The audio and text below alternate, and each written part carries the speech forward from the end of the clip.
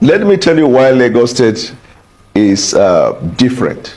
Lagos State is a no man's land. In the last election, the president who comes from the southwest did not win Lagos. That tells you the cosmopolitan nature of Lagos State. Secondly, the richest man in Africa is a northerner. His business is not in Kano, it's in Lagos.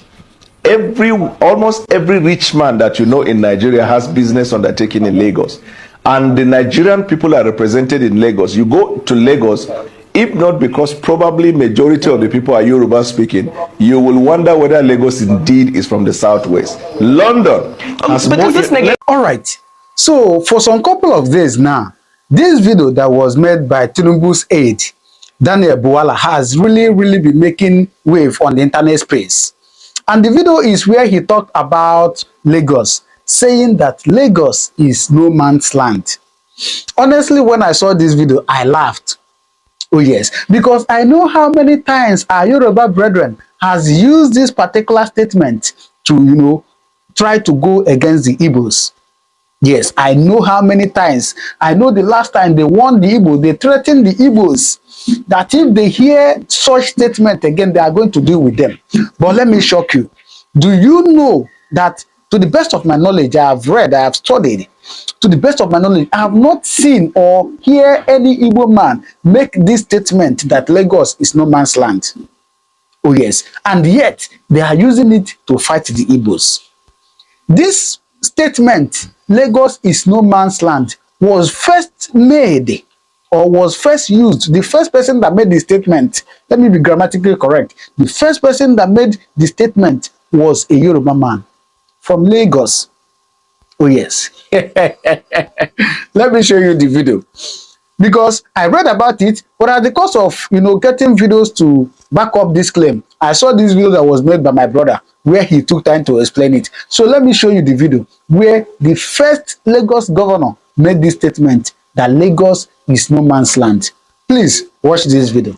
Lagos is no man's land. I'm sure you must have heard that before, and that statement has caused a lot of issues in Lagos because the Yorubas are saying, the Igbos, why will you say Lagos is no man's land? But the question is, who actually said Lagos is no man's land? It was not an Igbo man that made that statement. It was a Yoruba man that made the statement. Now, let me explain. Now, that phrase, Lagos is no man's land, was first used by Lateef Jakonde, which is the former governor of Lagos State. He was the Lagos State governor from 1979 to 1983. Now, he made that statement, Lagos is no man's land, during his inaugural address, stating that Lagos is no man's land because Lagos was a federal territory under colonial rules. So Jakonde said then, Lagos is no man's land because it served as a federal territory, the way Abuja is a federal territory now, but that does not mean that it's no man's land. It's a speech or a statement he carelessly said then and was never said by the Igbo man. So that statement that has been causing issue, hey, Lagos is no man's land, Yoruba people, they vex. Why will you say Lagos is no man's land? It is not an Igbo man that said it. It is not an Hausa man that said it. It was the then governor of Lagos State, Alhaji Lateef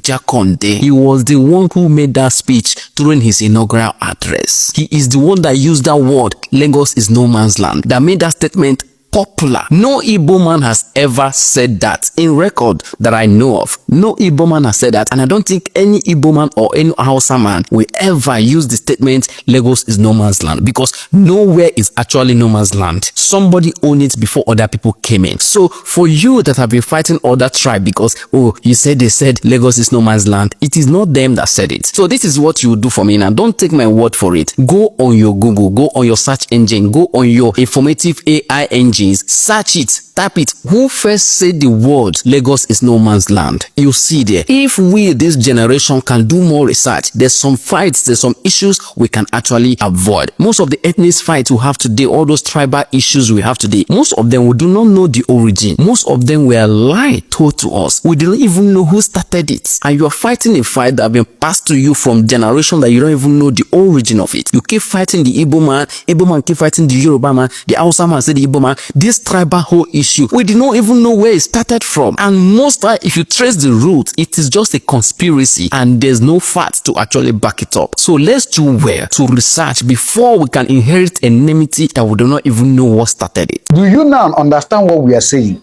Yet, they are using what another person said to fight another people. Do you see the rates or the level of hatred they have for these Igbo people? Do you see it? Anyway, I pray that we remove anything tribalism, because I tell you that we cannot get peace, we cannot grow where tribalism is the order of the day. No, we cannot, because everybody will be fighting for their own. Everybody will be fighting for their own. We will not have a common goal. And once there's no common goal, forget that. Everybody will like to bring the other person down just to get what he or she wants. So please, I will now allow you to watch what Daniel Buala said about Lagos, because why he made this statement is actually he was talking about the money that was shared.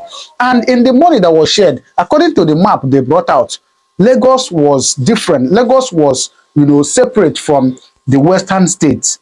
And then when he was asked to explain, he made this statement that Lagos is no man's land. And I have seen some people too calling this man an Igbo Fulani, Igbo Hausa. He said that he's an Igbo Hausa man. All they want is that they just wish that it was an Igbo man that made this statement so that they will roast the Igbos. But unfortunately, it is not the Igbos. Because some people always say that, oh, the Igbos, they go about, they take people's territory, they, collect things by force from people. My dear, it is not true. It is not true. Igbos never drag anything with anybody. They don't. So please, I will allow you now to watch what he said. Then after watching it, you do well to drop your comment in the comment section what you think. Because I tell you, God moves in a mysterious way, honestly speaking. Please watch this video. So we'll quickly take up the fresh and screaming headlines that it looks befuddling to many Nigerians, and that's the fact that the president made a categorical statement that the government, his government, has met its revenue targets, talking about the non-oil revenue, at the same time making a very spurious one that many found contradictory, admitting that there is a budgetary shortfall in funding the missions abroad. What do you make of such reality, also in the face of very scary statistics? Multidimensional poverty is still 33%, meaning that over 70 million Nigerians are multidimensionally poor. Dr. Daniel Buala, I want you to quickly react to this. Well, good morning and thank you for having me. I believe very strongly that yesterday's, the breaking news that the president gave is a wonderful news to the ears of the Nigerian people, especially because when he came on board, there was no money on ground. We had to borrow. In fact, the president before he came was to borrow to pay salaries, to borrow to eat. There are certain things that we could have probably structured the economy in a way where we didn't have to borrow to pay salaries. But he dealt with those basic problems, that we do not borrow to pay salaries by the increased revenue that we have given to, the states have been able to access. All the states of the Federation are paying salaries, they are paying the minimum wage, they are undertaking projects. Some of them are even offsetting the loans that they took. And they are doing one or two things that you could see around. At the federal government level, the president has successfully restructured the economy in such a way that the trajectory now is speaking positives. If you look at the numbers, when you talked about the scary number, talking about multidimensional poverty, I thought that you could have put it in context, because if you contextualize it, you will see that straight for 4 months straight, we have seen the reduction of food prices. 4 months straight, we have seen the strengthening of the naira. We have not, what I believe to be a breaking news should have been the fact that now the Chinese traders prefer to trade with naira rather than with dollars. What should be the breaking news should be the fact that we're able to meet our revenue target in August, when we targeted to meet by December and we made it in August. It means that we have a lot of revenue to undertake a lot of projects. What should be the breaking news should be the infrastructural development that we see all across the country, which is creating jobs. And it is strengthening these anti-insecurity measures that were placed. So there are quite a number of things that are breaking. Okay. But when you talk about multidimensional poverty, as a government, we're not denying the fact that because of the population size and where we're coming from, right, we know that there is poverty in the land. But the government effort to deal with that is what should be appreciated. All right, fantastic. Thank you so much for that. Now, you know, because our time is fast spent, very quickly, I like that you touched on projects, infrastructural projects specifically, because the past 3 days, infrastructural projects and equity of distribution of projects across the country has been top of conversation. Now, the Daily Trust, of course, had done the expose over the weekend where they relayed the 2.9 trillion that had been spent on projects in Lagos State. The presidency has responded and given an outline of what they're saying the equitable share of projects. However, this explanation removed Lagos State. It looked at the rest of the country, but still negated Lagos State, whereas the question was, why is Lagos State lopsided in comparison to other regions? So why are we not hitting the nail on the head here? Let me tell you why Lagos State is different. Lagos State is a no man's land. In the last election, the president who comes from the southwest did not win Lagos. That tells you the cosmopolitan nature of Lagos State. Secondly, the richest man in Africa is a northerner. His business is not in Kano, it's in Lagos. Almost every rich man that you know in Nigeria has business undertaking in Lagos. And the Nigerian people are represented in Lagos. You go to Lagos, if not because probably majority of the people are Yoruba speaking, you will wonder whether Lagos indeed is from the southwest. London has but does this negate the fact that other regions also want to have their own hubs? Let me land. London has more investment than the entire states in England put together. New York has infrastructure, all investment, more than all the states of the, more than the rest of the states in the United States, including California. Paris has more investment than anywhere. So in every country, wherever you find the commercial nerve of that country, you're likely to see the need to put infrastructure in place in order to boost the economy of that country. Whatever Lagos benefits the country. So the idea that you put more in Lagos than in other states of the federation should be put into proper context. Lagos is a no man's land. Lagos is the hub of Nigeria. Lagos is the pride of the country. Lagos is the beacon of economic growth of the country. Now, Dr. Bola, let me just jump in here and chime in with this question. You had spoken about, earlier on, we were speaking about food, and you said one of the things President Tinubu said is, and I quote, if you remove hunger from poverty, you have defeated poverty. So among the hot topics at the moment is the issue of food security and the introduction of GMO. Now, in June, let me remind you that Bill Gates was conferred a national honor in the area of health and specifically agriculture. What is the stance of the FG in regard to the growing concerns of the safety when it comes to food? Well, and of course also have to add to what you said, which speaks of the interest of the government in dealing with poverty and hunger in the land. You recall that about 3 weeks, about 1 month ago, when the World Food Program complained that because of the actions of the President of the United States, a lot of multinational and non-governmental organizations in the northeastern Nigeria were pulling out. It means that about 2 million Nigerians are going to be in poverty, or they are going to suffer, they are going to perish and all of that. The President, long before this incident, had, you know, sort of, should I say, foresaw, and then he took measures to deal with this problem. And you can see the intervention of government in the northern Nigeria in dealing with malnutrition. If you look at the healthcare sector, you see what is going on there. If you look at the interventions of government with respect to the provision of food and food items to the people there, in the intervention, that is why the president, in his own wisdom, because can I land, please? That's why if you look at Nigeria, poverty is largely in the northern Nigeria, and the president ensured that the Minister of Agriculture, Minister of Livestock come from the northern Nigeria so they can deal with that problem. So there is a government effort to deal with hunger and to deal with lack of food, or the food to handle food security effectively.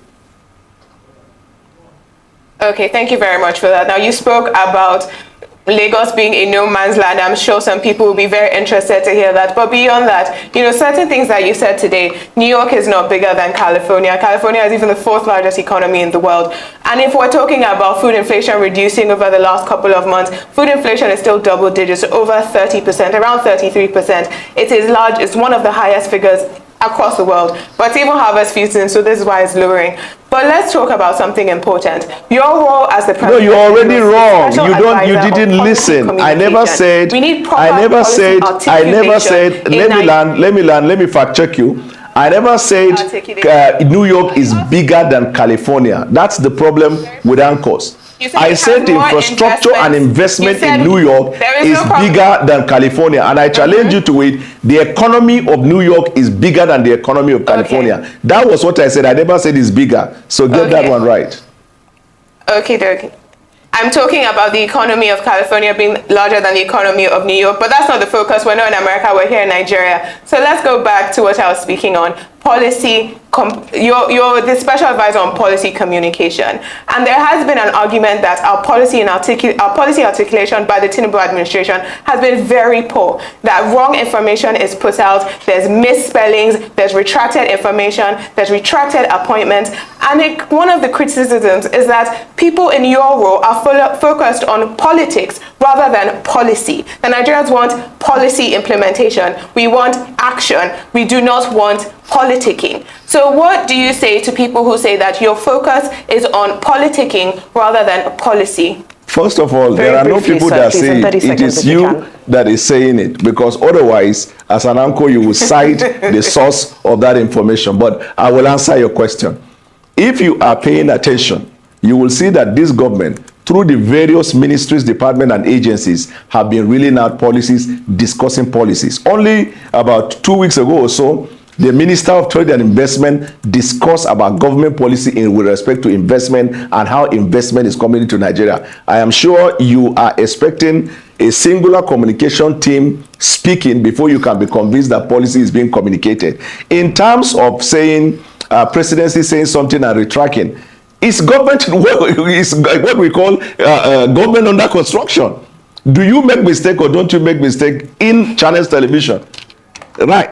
If you say we reel out information that turned out to be untrue, and we stand our ground, haven't been probably advised that it is not, that is not true, then that's a different conversation altogether. Dr. Buhari, it's good that you've admitted that errors could be made.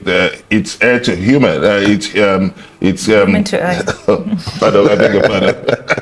So, but one very important last one before we go, just to put things in the proper context. Talking about meeting the president's revenue targets, we just need to be clear. We are running on three budgetary lane now: the supplementary budget of 2024, the 2024 budget, and the 2025 budget. So which revenue are we talking about? Revenue in terms of what? In terms of the budget. The president had just said yesterday. Crisis now. The president, we are working. If you look at, probably if you want to interrogate more about budget, I will get you somebody from the budget office to answer that. But if you heard the president very well yesterday, he said our revenue target for the year, we were able to meet it in August, and that is even the non-oil revenue. Then he proceeded to say that that means we have the opportunity to do more in the area of investment and the economy. I believe that is... Okay, we're pressed for time, and you've stated it that you are not the DG budget, so we take that, we accept that from you, and thank you very much, Dr. Daniel Buala, the Special Advisor to President Tinubu on Policy, Communications, and Media. Thank you very much for joining us. Thank you. Okay, and that's all so many talking points and takeaways from that conversation. It's all right. So what's your thought about this? Drop your comment in the comment section what you think, all right? I'll see you in my next video. Thank you very much, and may God continue to bless you.